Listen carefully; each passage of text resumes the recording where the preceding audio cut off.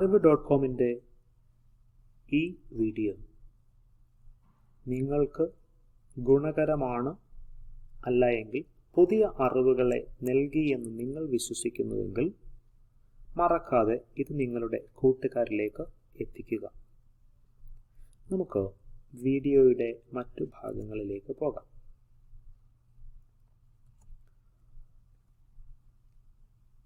പ്രധാനമായും ഈ വീഡിയോ ടയറുകളുടെ അല്ലെങ്കിൽ ടയറിലെ ഗണിതം, ടയറുകളുമായി ബന്ധപ്പെട്ടിട്ടുള്ള അടിസ്ഥാന കണക്കുകൾ അവയൊക്കെയാണ് ചർച്ച ചെയ്യുന്നത്.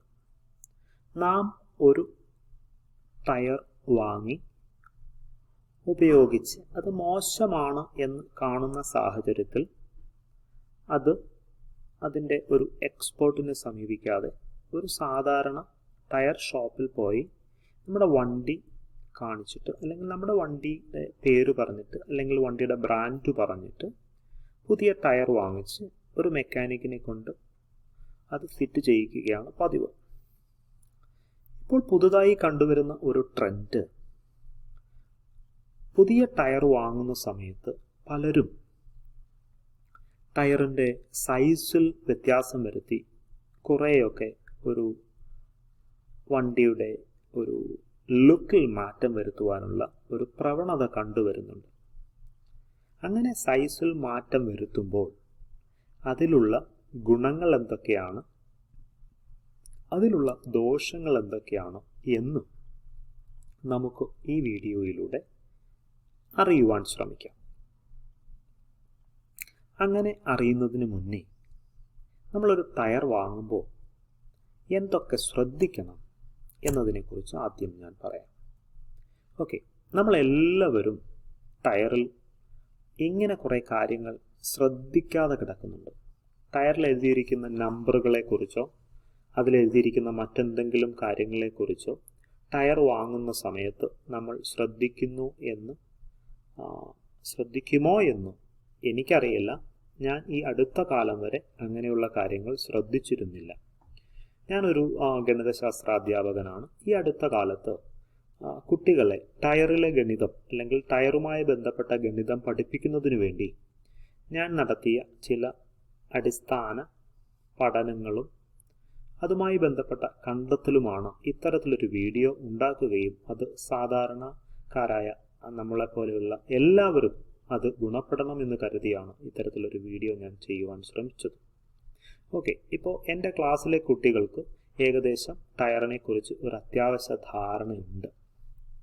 ഓക്കെ, പ്രധാനമായും നമ്മൾ ടയർ വാങ്ങുമ്പോൾ നമ്മൾ ശ്രദ്ധിക്കേണ്ട ചില വിവരങ്ങൾ, ഏറ്റവും അടിസ്ഥാന വിവരം ഇതാണ്. ഇവിടെ എൻ്റെ കർസർ നീങ്ങുന്നത് നിങ്ങൾക്ക് കാണുവാൻ സാധിക്കുന്നുണ്ടാകും.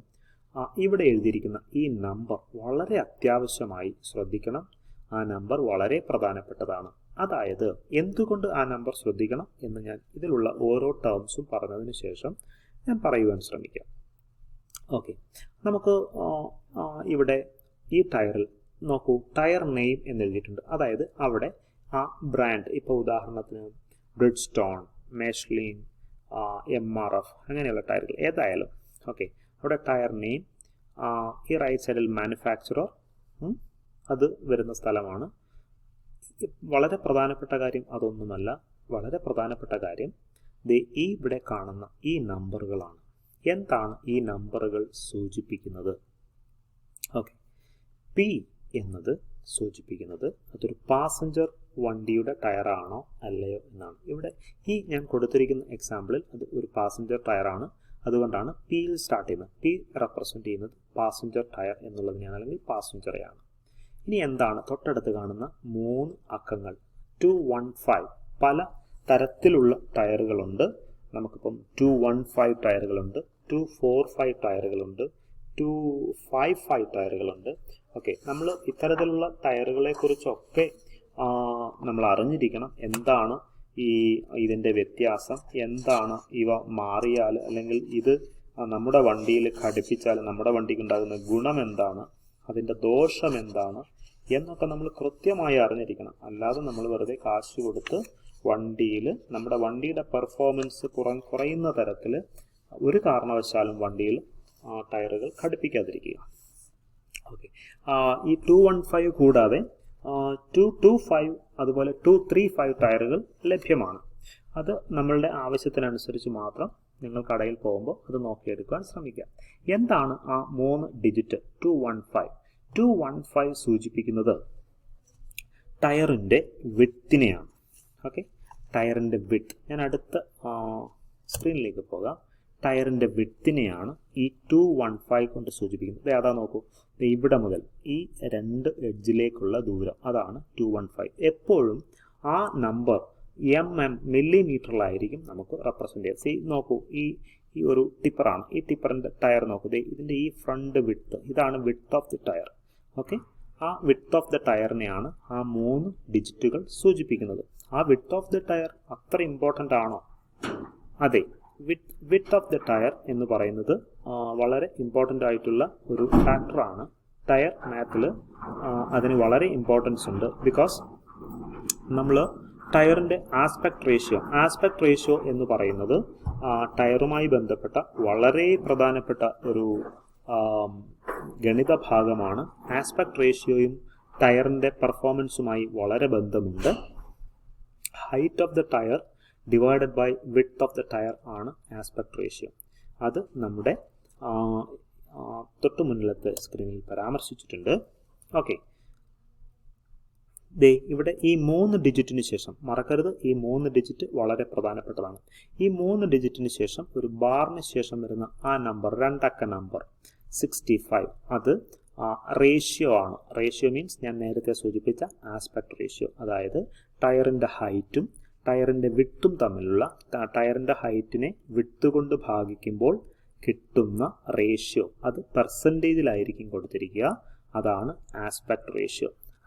ടയറിൻ്റെ ആസ്പെക്ട് റേഷ്യോ ടയറിൻ്റെ പെർഫോമൻസിനെ സ്വാധീനിക്കാൻ കഴിവുള്ള ഒരു സാധനമാണ്. ഓക്കെ, സോ നമുക്ക് എപ്പോഴും തരുന്നത്, ഈ ആസ്പെക്ട് റേഷ്യോ തരുന്ന നമ്പർ അത് പെർസെൻറ്റേജിലാണ്. ഇപ്പോൾ ഇവിടെ നോക്കൂ, ഇവിടെ 65 എന്ന് പറഞ്ഞാൽ 65% ആണ്. 65% എന്ന് പറയുമ്പോൾ നിങ്ങൾക്ക് എല്ലാവർക്കും അറിയുന്നത് പോലെ ഒരു പെർസെൻറ്റേജിനെ നമ്മൾ ഒരു ദശാംശ രൂപത്തിലേക്ക് മാറ്റുമ്പോൾ 2 സ്ഥാനം ഇടത്തേക്ക് മാറ്റി ദശാംശം ഇടുക. ഞാൻ കുത്തിടുക എന്ന് പറഞ്ഞ സാധാരണ നാട്ടുഭാഷയിൽ പറഞ്ഞേ ഉള്ളൂ. ദശാംശം ഇടുക. അപ്പോൾ 2 സ്ഥാനം ഇടത്തേക്ക് മാറ്റുമ്പോൾ 0.65 ആകും. അതായത് ടയറിൻ്റെ ഹൈറ്റിനെ അതിൻ്റെ വിഡ്ത്ത് കൊണ്ട് ഭാഗിച്ചപ്പോൾ കിട്ടിയ സംഖ്യയാണ് 0.65. അതിനെ പെർസെൻറ്റേജിൽ എഴുതുമ്പോൾ 65%. അതുകൊണ്ടാണ് ഇവിടെ 65 എന്ന് സ്ട്രൈറ്റ് നമ്പർ വന്നത്. അതുകൊണ്ട് ഈ ടയറിൻ്റെ ആസ്പെക്ട് റേഷ്യോ 65 ആണ് എന്ന് മനസ്സിലാക്കുക. ഇനി തൊട്ടടുത്ത് ഒരു ആൽഫബറ്റ് ഉണ്ടാകും. ആ ആൽഫബറ്റ് റെപ്രസെൻറ്റ് ചെയ്യുന്നത് റേഡിയൽ ടയറിനെയാണ്. റേഡിയൽ അല്ലാത്ത ടയറും ഉണ്ട്. അത് തമ്മിലുള്ള വ്യത്യാസം ഞാൻ മുന്നോട്ട് പോകുമ്പോൾ പറഞ്ഞു തരാം. ഇത് R റെപ്രസെൻറ്റ് ചെയ്യുന്നത് റേഡിയൽ ടയറിനാണ്. അപ്പോൾ സാധാരണയായിട്ട് ഇപ്പോൾ എല്ലാവരും തിരക്കി പോകുന്ന റേഡിയൽ ടയർ ഉണ്ടോ? കടയിൽ പോയിട്ട് റേഡിയൽ ടയറാണോ എന്ന് ചോദിച്ചിട്ടൊക്കെയാണ് വാങ്ങുന്നത്. ഓക്കെ, റേഡിയൽ ടയറാണ്. ഇപ്പോൾ നമുക്ക് മറ്റ് സാധാരണ ടയർ കിട്ടുമോ എന്നറിയത്തില്ല മാർക്കറ്റിൽ. അതിനെക്കുറിച്ച് എനിക്ക് കൃത്യമായ ധാരണയില്ല. ഓക്കെ, അപ്പോൾ R റെപ്രസെൻറ്റ് ചെയ്യുന്നത് റേഡിയൽ ടയറിനെയാണ്. ഇനി അടുത്ത ഒരു 2 അക്ക നമ്പർ കാണാം. ഇവിടെ 15 ആണ് ആ 2 അക്ക നമ്പർ. അത് റിം ഡയമീറ്ററിനെയാണ്, അതായത് റിമ്മിൻ്റെ മൊത്തം വീതിയാണ് അത് റെപ്രസെൻറ്റ് ചെയ്യുന്നത്. ഉദാഹരണത്തിന് റിം ഡയമീറ്റർ ഇതാ നോക്കൂ, ഈ പോയിന്റിൽ നിന്നും ഈ പോയിന്റ് വരെയുള്ള ദൂരം, അതാണ് റിം ഡയമീറ്റർ. അപ്പോൾ നമ്മുടെ total height of the tyre എന്ന് പറഞ്ഞു കഴിഞ്ഞാൽ ഇവിടെ കാണുന്ന ഇവിടെ മുതൽ ഇവിടെയുള്ള ഭാഗം പ്ലസ് ഇവിടെ മുതൽ ഇവിടെ വരെയുള്ള ഭാഗം, അതായത് tyre height plus rim diameter, അതാണ് total height of the tyre. നമ്മുടെ അടുത്ത് ഏതെങ്കിലും ഒരു കടയിൽ ചെന്നിട്ട് നമ്മളിപ്പോൾ ഉദാഹരണത്തിന് നമ്മുടെ ടയറിൻ്റെ സൈസ് മാറ്റാൻ ഉദ്ദേശിക്കുന്നു എന്ന് കരുതുക. ചിലർ അങ്ങനെ ചെയ്യാറുണ്ട്. അങ്ങനെ ടയറിൻ്റെ സൈസ് മാറ്റുമ്പോൾ നമുക്ക് എത്ര വരെ മാറ്റാം? അപ്പോൾ അവർ ചോദിക്കുന്നൊരു ചോദ്യം, എത്ര ഹൈറ്റ് വരെ നിങ്ങൾ എക്സ്പെക്റ്റ് ചെയ്യുന്നുണ്ട്? ഓക്കെ, അപ്പോൾ നിങ്ങൾ അറിഞ്ഞിരിക്കണം എത്ര ഹൈറ്റ് വരെ മാറ്റാമെന്ന്. അതുമായി ബന്ധപ്പെട്ട ചെറിയ അടിസ്ഥാന ഗണിത പ്രശ്നങ്ങൾ നമ്മളിതിൽ തന്നെ പറയുന്നുണ്ട്. ഇവിടെ ടയർ ഹൈറ്റ് എന്താണെന്ന് നിങ്ങൾ അറിഞ്ഞിരിക്കണം, എങ്കിലേ നിങ്ങൾക്ക് കൃത്യമായി ഹൈറ്റിനെ കുറിച്ച് ഉത്തരം പറയുവാൻ പറ്റൂ. ടയർ ഹൈറ്റ് എന്ന് പറയുന്നത് ഇവിടെ മുതൽ ഇവിടെ വരെയുള്ളതല്ല. Tyre height, total height of the tyre എന്ന് പറഞ്ഞു കഴിഞ്ഞാൽ ഈ രണ്ട് ഭാഗം പ്ലസ് റിം ഡയമീറ്റർ. ഓക്കെ, അതിനെ നമുക്ക് വേണമെങ്കിൽ തിക്നെസ് എന്ന് പറയാം, ബട്ട് അത് തിക്നെസ് അല്ല. സോ വേണമെങ്കിൽ പറയാവുന്നേ ഉള്ളൂ. So 2 times tyre height plus rim diameter ആണ് total height of the tyre. Okay, ഇനി നമുക്ക് മറ്റു ചില അടിസ്ഥാന വിഷയങ്ങളിലേക്ക് പോകാം. അതിനുശേഷം രണ്ട് നമ്പർ കൂടാതെ അതിനോടൊപ്പം തന്നെ ഒരു ആൽഫബറ്റ് ഉണ്ടാകും. അത് load index and speed simple ആണ് സൂചിപ്പിക്കുന്നത്. നമ്മൾ സാധാരണ പാസഞ്ചർ വെഹിക്കിൾ ഉപയോഗിക്കുന്ന സമയത്ത് നമ്മൾക്ക് നമ്മുടെ വണ്ടിയിൽ കയറ്റാൻ പറ്റുന്ന അത്രയും ലോഡ്, അതുമായി ബന്ധപ്പെട്ട വിവരങ്ങളാണ് അവിടെയുള്ളത്. പിന്നെ tyre ply composition and material use, അതുമായി ബന്ധപ്പെട്ടുള്ള വിവരങ്ങൾ ഈ ഭാഗത്തായിട്ടുണ്ടാകും.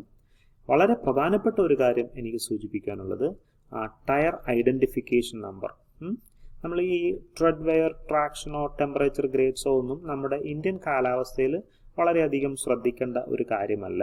ഈ ഒരു പിക്ചർ ഇതൊരു US ബേസ്ഡ് എക്സ്പ്ലനേഷൻ സ്ലൈഡിൻ്റെ പിക്ചറാണ്. സോ നമ്മുടെ കാലാവസ്ഥ ഇവിടെ ഇപ്പോൾ US-ലാണെങ്കിൽ പലതരം ടയറുകളാണുള്ളത്. All season tyre, winter tyre, summer tyre. So അതിന് അതിൻ്റേതായ ഇമ്പോർട്ടൻസ് ഉണ്ട് താനും. പക്ഷേ നമ്മുടെ ഇന്ത്യയിൽ, പ്രത്യേകിച്ച് കേരളത്തിൽ, നമ്മളിങ്ങനെ ടയറുകൾ ഉപയോഗിക്കുന്ന സമയത്ത് നമ്മൾ അങ്ങനെ ഒരു സീസണൽ ആയി നോക്കി വാങ്ങാറുണ്ടോ എന്നെനിക്കറിയില്ല. ബട്ട് അങ്ങനെ ഇല്ല എന്ന് തന്നെയാണ് എൻ്റെ ഒരു അറിവ്. പക്ഷെ നമ്മൾ വളരെ ശ്രദ്ധിക്കേണ്ട ഒരു കാര്യം, ഒന്നല്ല രണ്ട് കാര്യങ്ങൾ. ഒന്ന്, നമ്മുടെ ടയറിൽ എത്ര വരെ കാറ്റ് നിറയ്ക്കാം, എയർ നമ്മൾ അടിക്കുമ്പോൾ എത്ര വരെ ആകാം, അത് ഇവിടെ എഴുതിയിട്ടുണ്ടാകും. Maximum permissible tyre inflation pressure എന്ന് പറയുന്നത് ഇവിടെ നമ്പറായി സൂചിപ്പിച്ചിട്ടുണ്ടാകും, ഇൻഫ്ലേഷൻ പ്രഷർ. ആൻഡ് അതുപോലെ തന്നെ tyre identification number. Tyre identification number എന്നതുകൊണ്ട് ഉദ്ദേശിക്കുന്നത്, ഇപ്പോൾ ഉദാഹരണത്തിന് നമ്മുടെ ഇന്ത്യയിൽ ടയറുകളിലൊക്കെ ഒരു ഓവൽ ഷേപ്പിൽ ഒരു 4 അക്ക നമ്പറുകൾ എഴുതാറാണ് പതിവ്.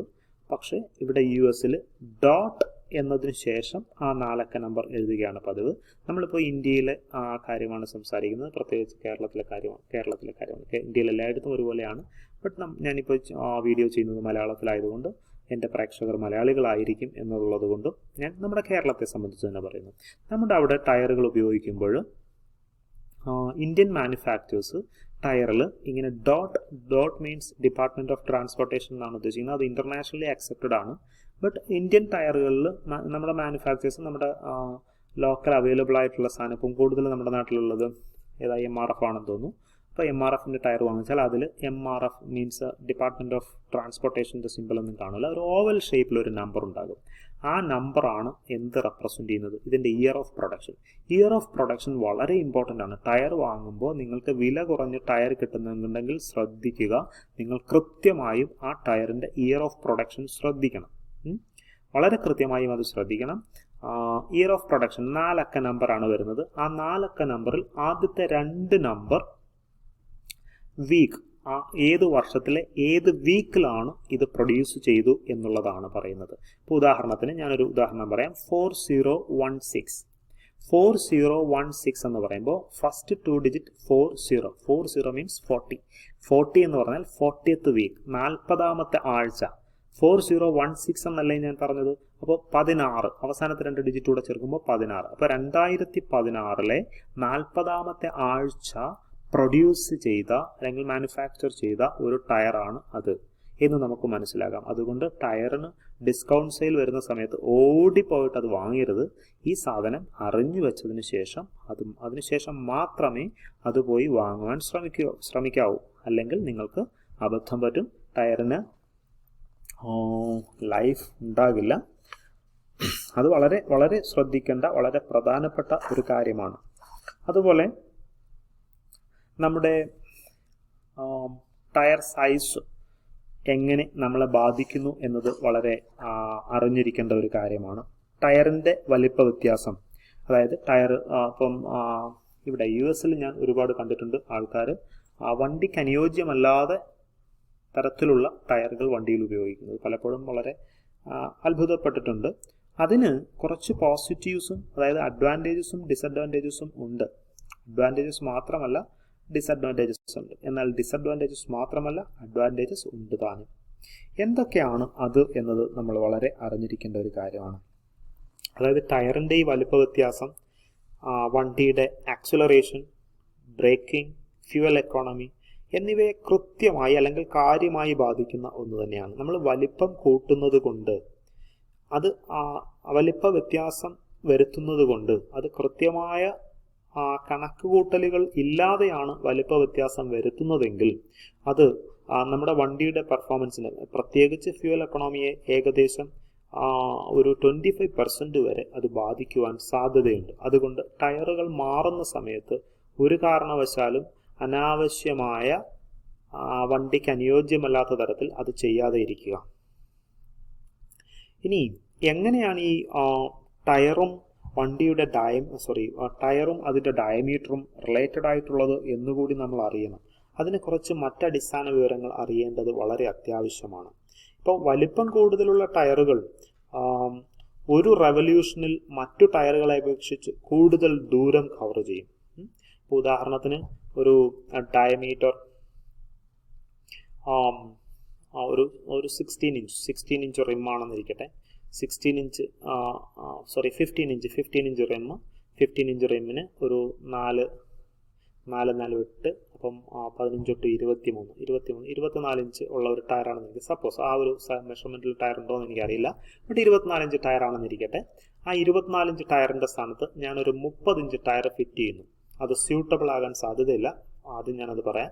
30 ഇഞ്ച് ടയർ ഫിറ്റ് ചെയ്യുന്നു. അപ്പോൾ എന്താ സംഭവിക്കുന്നത്? ടയറിന്റെ മൊത്തത്തിലുള്ള ചുറ്റളവിൽ ഉള്ള വ്യത്യാസം, അത് നമ്മുടെ മോട്ടറുമായിട്ടാണ് ഇതിന്റെ ആക്സിൽ കണക്ട് ആയിട്ടുള്ളത്. സോ ഗിയർ ആക്സിൽ റിലേഷൻ, അവിടെ വരുന്ന അതുമൂലമുണ്ടാകുന്ന റെവല്യൂഷൻ, ഓക്കെ, വലിയ ടയറിന് കുറച്ചു റെവല്യൂഷനിൽ, അല്ലെങ്കിൽ ഇപ്പോൾ ഉദാഹരണത്തിന് 2 ടയറുകൾ, ഒരു വലിയ ടയറും ഒരു ചെറിയ ടയറും, ഒരു ചെറിയ ടയർ കറങ്ങിയെത്തുന്ന ദൂരം അല്ല ഒരു വലിയ ടയർ കറങ്ങിയെത്തുന്ന ദൂരം. ഒരു വലിയ ടയറിന് അതിന്റെ ചുറ്റളവ് വലുതാണ്. അതുകൊണ്ട് തന്നെ ഒരു റെവല്യൂഷൻ, ഒരു ചുറ്റ് ഈ ടയർ ഇങ്ങനെ കറങ്ങി വരുമ്പോൾ ചെറിയ ടയറിനേക്കാൾ കൂടുതൽ ദൂരം അത് കവർ ചെയ്യും. അത് വളരെ ഗുണകരമായ ഒരു കാര്യമാണ്.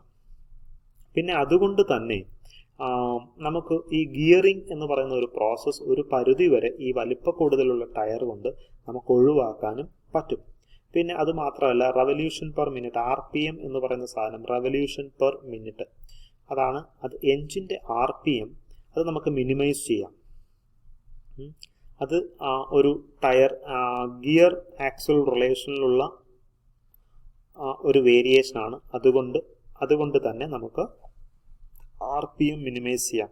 RPM മിനിമൈസ് ചെയ്യുക എന്ന് പറയുമ്പോൾ ചെറിയ ഒരു കാര്യമല്ല. RPM നമുക്ക് വളരെ നേരിട്ടുള്ള ബന്ധമാണ് റെവല്യൂഷൻ പെർ മിനിറ്റും നമ്മുടെ ഫ്യൂവൽ എക്കോണമിയും. നമ്മൾ എത്രത്തോളം RPM കുറയ്ക്കുന്നോ അതിനനുസരിച്ച് നമുക്ക് ഫ്യൂവൽ എക്കോണമി കൂടും. ഓക്കെ, ഇനി ഇങ്ങനെയൊക്കെ ആണെങ്കിലും ഡയമീറ്റർ കൂട്ടുകയോ കുറയ്ക്കുകയോ ചെയ്യുമ്പോൾ അതിൻ്റെ ഗുണം എന്താണെന്ന് വെച്ച് കഴിഞ്ഞാൽ, അത് ലഭിക്കുന്നത് നമ്മൾ വയ്ക്കുന്ന ഈ ടയർ ഫിറ്റ് ചെയ്യുന്ന വാഹനത്തെ അപേക്ഷിച്ചു കൂടിയിരിക്കും. എല്ലാ വാഹനങ്ങളിലും ഇതേമാതിരി പ്രവർത്തിക്കണമെന്നില്ല. നമ്മൾ ഫിറ്റ് ചെയ്യുന്ന വാഹനത്തെ അപേക്ഷിച്ചു കൂടിയിരിക്കും.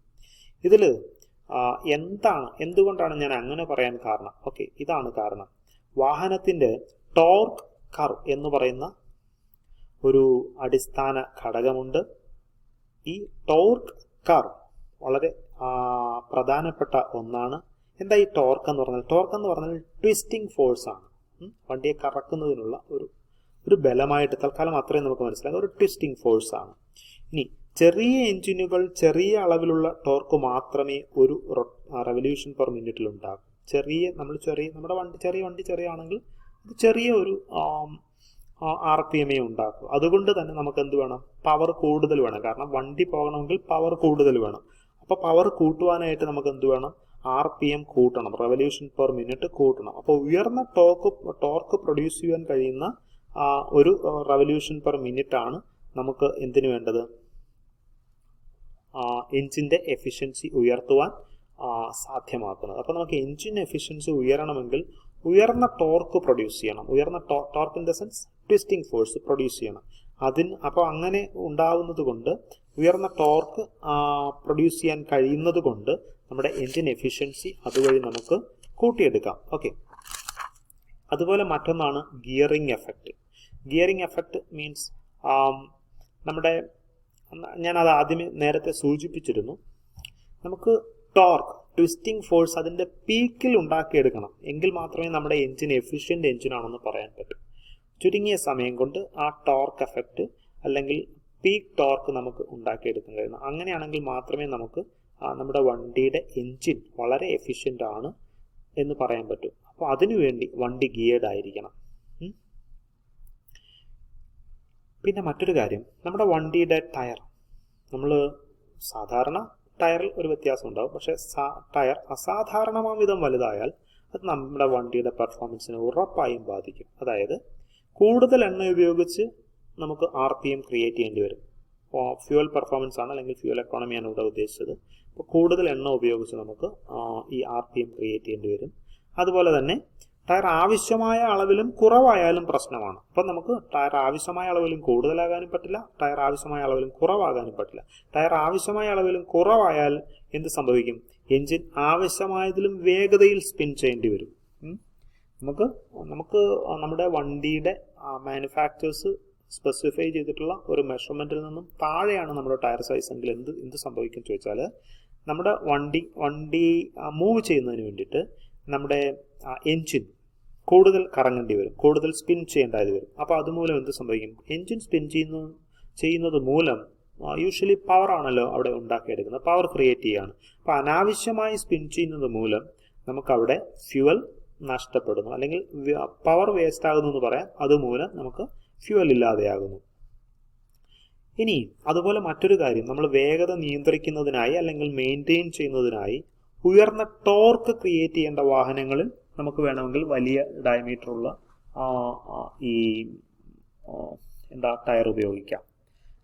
അവിടെ എന്താണ് നമ്മൾ അങ്ങനെ ഒരു ടയർ ഉപയോഗിക്കുന്നത് കൊണ്ടുള്ള ഗുണം എന്ന് ചോദിച്ചാൽ, നമുക്ക് വലിയ ചില വാഹനങ്ങൾ, ഇപ്പോൾ ഉദാഹരണത്തിന് ഫോർഡിൻ്റെ F350, അതുപോലെ വോക്സ്വാഗൻ്റെ ചില വണ്ടികൾ, അവിടെയൊക്കെ വേഗത മെയിൻറ്റെയിൻ ചെയ്യേണ്ട ചില ഘട്ടങ്ങളുണ്ട്. അപ്പോൾ അവിടെയൊക്കെ നമ്മൾ സാധാരണയിൽ നിന്നും വ്യത്യസ്തമായി വലിയ ടയറുകൾ ഉപയോഗിക്കാം. ഞാനും ഇവിടെ കണ്ടിട്ടുള്ളത് ഫോർഡിൻ്റെ വണ്ടികളിലാണ് കൂടുതലും അസാധാരണമാം വിധം വലുപ്പമുള്ള ടയറുകൾ. നമുക്ക് ചിലപ്പോൾ അത് കാണുമ്പോൾ ചിലപ്പോൾ പേടിയാകും, ആ വണ്ടി ഇങ്ങനെ ഓടി വരുന്നത് കാണുമ്പോൾ. കാരണം ഇതിൻ്റെ ടയർ നാലും പുറത്തേക്ക് ഇങ്ങനെ പ്രൊജക്റ്റ് ചെയ്ത് നിൽക്കും. വണ്ടിയുടെ ബോഡി അതിന് മുകളിലൊരു തീപ്പെട്ടിക്കൂട് പോലെ അതിൻ്റെ മുകളിൽ ഇങ്ങനെ ഇരിക്കും. പക്ഷേ അത് ഫോർഡിൻ്റെ ആ ഒരു റേഞ്ചിലുള്ള വണ്ടിയാണ്. അതുപോലെ ഡീസൽ ട്രക്ക് സ്പെഷ്യലി നമ്മൾ ഈ സൈസ് കൂടിയ ടയർ ഉപയോഗിക്കുന്ന വാഹനങ്ങൾ ഡീസലിൻ്റെതാണെങ്കിൽ അതിന് അഡ്വാൻറ്റേജസ് ആണ് കൂടുതൽ, ഡിസഡ്വാൻറ്റേജസിനേക്കാൾ അഡ്വാൻറ്റേജസ് ആണ് കൂടുതൽ. ഇനി അതുപോലെ മറ്റൊരു കാര്യം ടയർ വിഡ്ത്താണ്.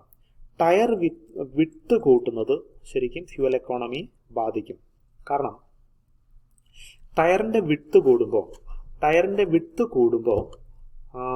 ഇതാണ് വിഡ്ത്ത്, ഇവിടെ മുതൽ ഇവിടെ വരെയുള്ള ഭാഗം. വിഡ്ത്ത് കൂടുമ്പോൾ കോണ്ടാക്ട് പാച്ച് എന്ന ഒരു അടിസ്ഥാന ഘടകം, കോണ്ടാക്ട് പാച്ച് എന്ന് പറഞ്ഞാൽ ടയർ റോഡിൽ ടച്ച് ചെയ്യുന്ന ആ പോർഷൻ. അപ്പോൾ ടയറിന് വിഡ്ത്ത് കൂടുമ്പോൾ അതിന് അത്രയും കൂടെ കോണ്ടാക്ട് പാച്ച് കൂടുകയാണ് ചെയ്യുന്നത്. ഓക്കെ, അങ്ങനെ ടയറിൻ്റെ കോണ്ടാക്ട് പാച്ച് കൂടുമ്പോൾ പെർഫോമൻസിന് ഗുണം ചെയ്യുമെങ്കിലും ഇത് നമ്മുടെ ഫ്യൂവൽ എക്കോണമിയെ കാര്യമായി ബാധിക്കും. കാരണം അവിടെ ഫ്രിക്ഷൻ കൂടും, അതുമൂലം തന്നെ എനർജി വേസ്റ്റ് ആകുന്ന ഒരു അവസരം വരും, എനർജി മോർ ക്രിയേറ്റ് ചെയ്യേണ്ട ഒരു അവസരം വരും. അപ്പോൾ അതുമൂലം റൊട്ടേഷൻ കൂടുതൽ വേണ്ടി വരുന്നൊരു അവസരം വരും. അതുമൂലം അത് നമ്മുടെ ഫ്യൂവൽ എക്കോണമിയെ ബാധിക്കുന്നതുമാണ്. പിന്നെ മറ്റൊരു ഗുണകരമായ വശം, സൈസ് കൂടിയ ടയറുകൾ ഉപയോഗിച്ചാൽ വിൻഡ് റെസിസ്റ്റൻസ് കപ്പാസിറ്റി കൂടും, നമ്മുടെ വണ്ടിയുടെ വിൻഡ് റെസിസ്റ്റൻസ് കപ്പാസിറ്റി കൂടും. പക്ഷെ അവിടെയും പ്രശ്നം ഫ്യൂവൽ എക്കോണമി വളരെ അധികം താഴേക്ക് പോകുന്നതായിട്ട് നമുക്ക് കാണാം. പിന്നെ ടയർ സൈസ് നമ്മുടെ സ്പീഡിനെ എങ്ങനെ ബാധിക്കുമെന്ന് വെച്ച് കഴിഞ്ഞാൽ, ടയർ സൈസ് കൂടുന്നത് കൊണ്ട് സ്പീഡിൽ അങ്ങനെ കാര്യമായ ചേഞ്ചസോ അങ്ങനെ കാര്യങ്ങളൊന്നും ഉണ്ടാകില്ല. പക്ഷെ ടയറിൻ്റെ ഡയമീറ്റർ കൂടിയാൽ അത് ബാധിക്കും. അത് അതിൻ്റെ ഒരു അടിസ്ഥാന ഗണിതമാണ്.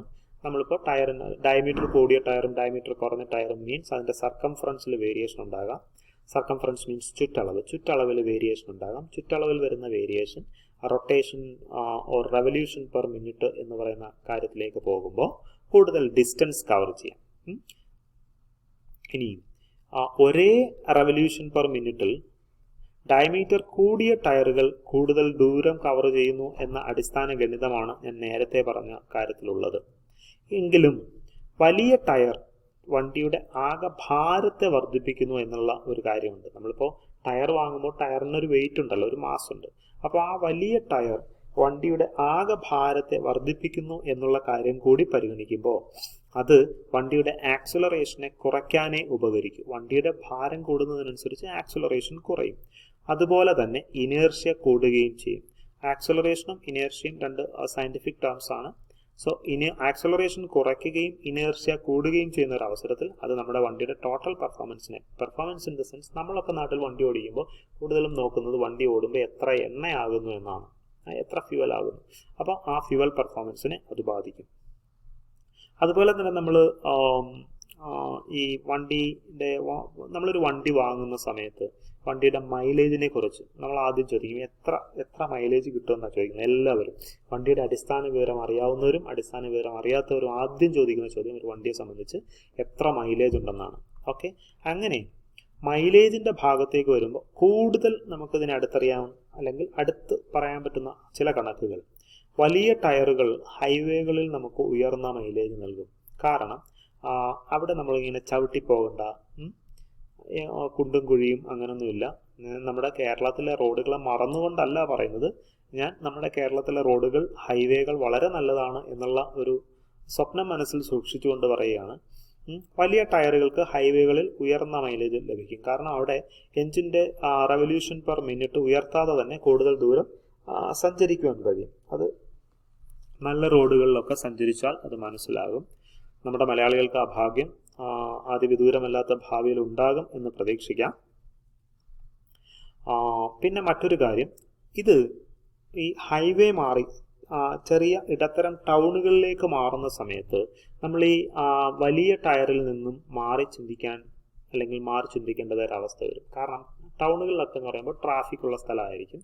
ആ ട്രാഫിക് ഉള്ള സ്ഥലത്ത് നമ്മൾ വണ്ടി ഇങ്ങനെ ചവിട്ടി പോകേണ്ടി വരും. അപ്പോൾ അവിടെ നമുക്ക് എന്ത് സംഭവിക്കുന്നു വെച്ചാൽ നമുക്ക് ഫ്യൂവൽ എഫിഷ്യൻസി വേണമെങ്കിൽ കൂടുതൽ ആക്സിലറേഷൻ ക്രിയേറ്റ് ചെയ്യണം. അങ്ങനെ ആക്സിലറേഷൻ കൂടുതൽ ക്രിയേറ്റ് ചെയ്യണമെങ്കിൽ അതിന് ചെറിയ ടയറാണ് നല്ലത്. ഓക്കെ, അപ്പോൾ അത് വലിയ ടയറും ചെറിയ ടയറും ഹൈവേയിലും ടൗണിലുമുള്ള വ്യത്യാസമാണ് സൂചിപ്പിച്ചത്. അതുപോലെ തന്നെ മറ്റൊരു അടിസ്ഥാന വിവരം നമുക്ക് മനസ്സിൽ സൂക്ഷിക്കുവാൻ കഴിയുന്നത്, വലിയ ടയറുകൾ ഉപയോഗിച്ചാൽ നമുക്ക് ഒന്ന് രണ്ട് നല്ല ഗുണങ്ങളുണ്ട്. ഒന്ന് clearance, road clearance, body clearance, പിന്നെ വണ്ടി ഹാൻഡിൽ ചെയ്യാൻ ഉള്ള കാര്യം, അതുമായി ബന്ധപ്പെട്ട വിവരങ്ങൾ, ഇതൊക്കെ നമ്മളൊന്ന് ഓർക്കണം വലിയ ടയറുകൾ വാങ്ങുന്ന സമയത്ത്. എന്തായാലും ക്ലിയറൻസ് കൂടുതലുണ്ടാകും. പിന്നെ നമ്മളെയൊക്കെ വളരെയധികം ചിന്തിപ്പിക്കുന്ന സാധനമാണ് വണ്ടിയുടെ സ്പീഡോമീറ്റർ, ഓഡോമീറ്റർ ടയർ സൈസിനെ എങ്ങനെ സ്വാധീനിക്കും എന്നുള്ളത്. വലിയ ടയറാണ് നിങ്ങൾ ഉപയോഗിക്കുന്നതെങ്കിൽ സ്പീഡോമീറ്ററിൽ കാണിക്കുന്ന ഒരു സ്പീഡ് ഉണ്ടല്ലോ, അത് ശരിക്കും ഒറിജിനൽ സ്പീഡിനേക്കാൾ കുറവായിരിക്കും. അപ്പോൾ അതുകൊണ്ട് തന്നെ നിങ്ങൾ വലിയ ടയറുകൾ ഫിറ്റ് ചെയ്തതിനു ശേഷം വണ്ടി ഉപയോഗിച്ച് റോഡിൽ ഡ്രൈവ് ചെയ്യുമ്പോൾ ശ്രദ്ധിക്കുക, നിങ്ങളുടെ സ്പീഡോമീറ്ററിൽ കാണുന്ന സ്പീഡ് അല്ല വണ്ടിയുടെ ഒറിജിനൽ സ്പീഡ്. അതുകൊണ്ട് തന്നെ ഓവർ സ്പീഡിന് ടിക്കറ്റ് കിട്ടാൻ സാധ്യതയുണ്ട്, അതായത് ഫൈൻ കിട്ടാൻ സാധ്യതയുണ്ട്. അതുകൊണ്ട് വളരെ ശ്രദ്ധിച്ച് വണ്ടി ഓടിക്കുക. അതുപോലെ ഓഡോമീറ്റർ നമ്മുടെ എത്ര ഡിസ്റ്റൻസ് ട്രാവൽ ചെയ്തു എന്ന് അറിയുന്നതിന് വേണ്ടിയുള്ള സാധനമാണല്ലോ. അപ്പോൾ ഓഡോമീറ്ററിൽ വണ്ടി ട്രാവൽ ചെയ്ത ഒറിജിനൽ ഡിസ്റ്റൻസ് ആയിരിക്കില്ല കാണിക്കുന്നത്. ഓഡോമീറ്ററിൽ കുറഞ്ഞ ഡിസ്റ്റൻസേ കാണിക്കും. അപ്പോൾ വലിയ ടയർ ഫിറ്റ് ചെയ്ത ഒരു വണ്ടി വാങ്ങുമ്പോൾ അതിൻ്റെ ഓഡോമീറ്റർ നോക്കി അത് കൃത്യമായി ട്രാവൽ ചെയ്ത ദൂരം കണ്ടുപിടിക്കാൻ പറ്റില്ല. അവിടെ വേരിയേഷൻ ഉണ്ടാകും, എറർ ഉണ്ടാകും. അത് അവിടെ കാണിക്കുന്ന ഓഡോമീറ്ററിൽ കാണിക്കുന്ന ആ അളവ് അല്ലെങ്കിൽ ആ ഒരു കണക്ക് കൃത്യമായിരിക്കില്ല. അവസാനമായി എല്ലാവർക്കും അത്യാവശ്യമുള്ള മറ്റൊരു കാര്യം ഗ്യാസ് മൈലേജ് ആണ്. അതായത് വണ്ടിയുടെ മൈലേജും നമ്മുടെ ടയറും. ഓക്കെ, ഗ്യാസ് മൈലേജിനെ കുറിച്ച് നമ്മൾ ചിന്തിക്കുന്ന റോളിംഗ് റെസിസ്റ്റൻസ് കുറവുള്ള ടയറുകളാണ് നമ്മൾ ഉപയോഗിക്കുവാൻ ശ്രമിക്കേണ്ടത്. സാധാരണയായി ഞാൻ നേരത്തെ ടയറിൻ്റെ സ്പെസിഫിക്കേഷനിൽ സൂചിപ്പിച്ചതുപോലെ 225 അല്ലെങ്കിൽ 235 ടയറുകളാണ് നമുക്ക് മാർക്കറ്റിൽ ലഭ്യമായിട്ടുള്ളത്. അപ്പം ഞാൻ ആണ് ഒരു ടയർ വാങ്ങാൻ പോകുന്നതെങ്കിൽ ഞാൻ 225ൻ്റെ ടയറെ വാങ്ങൂ, കാരണം അതാണ് 235നേക്കാൾ തിന്നർ. അതുകൊണ്ട് തന്നെ റോളിംഗ് റെസിസ്റ്റൻസ് ആ ടയറിന് കുറവായിരിക്കും. അതുകൊണ്ട് എനിക്ക് ഫ്യൂവൽ എക്കോണമി കിട്ടും. അത് മാത്രമല്ല എൻ്റെ വണ്ടിക്ക് അത് സ്യൂട്ടബിൾ ആണ്. എൻ്റെ വണ്ടിക്ക് കമ്പനി സജസ്റ്റ് ചെയ്യുന്ന ടയറുകളിൽ 225ഉം 235ഉം ഉണ്ടെങ്കിൽ ഞാൻ തിന്നറായിട്ടുള്ള 225 തിരഞ്ഞെടുക്കൂ. ഒന്നുകൂടി പറയാം അതിന് കാരണം, അവിടെ അതിന് റോളിംഗ് റെസിസ്റ്റൻസ് കുറവായിരിക്കും എന്നുള്ളതാണ്. അതുകൊണ്ട് തന്നെ ഞാൻ അത്തരത്തിലുള്ള ടയറുകൾ മാത്രമേ ടയർ മാറി വാങ്ങുവാൻ ശ്രമിക്കുകയുള്ളൂ. എല്ലാവർക്കും ഇത്തരത്തിലുള്ള ഈ അറിവുകൾ ഗുണകരമാകും എന്ന പ്രതീക്ഷയോടെ ഇന്നത്തേക്ക് ഞാൻ വിടവാങ്ങുന്നു. വീണ്ടും പുതിയൊരു വീഡിയോയുമായി കാണുന്നതുവരെ എല്ലാവർക്കും നന്ദി, നമസ്കാരം.